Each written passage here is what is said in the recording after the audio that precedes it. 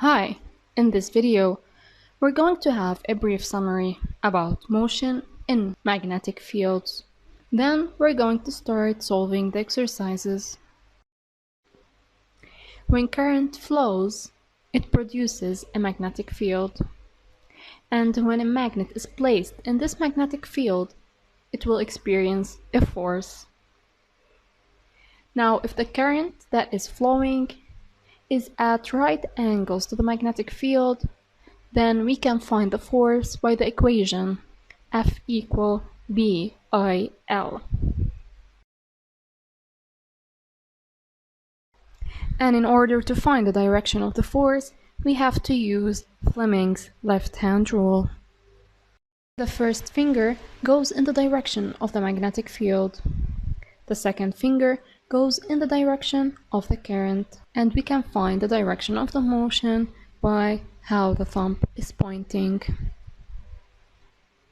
We've explained that also charges experience a force when moving inside the magnetic field.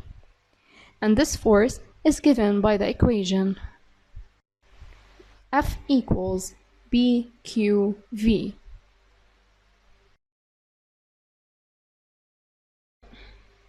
Now, if the magnetic field is changing, then the current is said to be induced.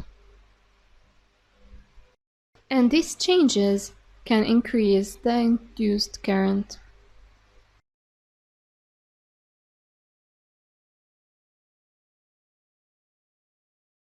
Now let's start with this question. If we have a current flowing through a wire placed in a magnetic field, which of these changes increase the size of the exerted force? Changing the direction the current is flowing in. Remember that the force is equal to BIL, so it depends on the value of the current. So does the direction affect it? No, that's correct. What about increasing the current?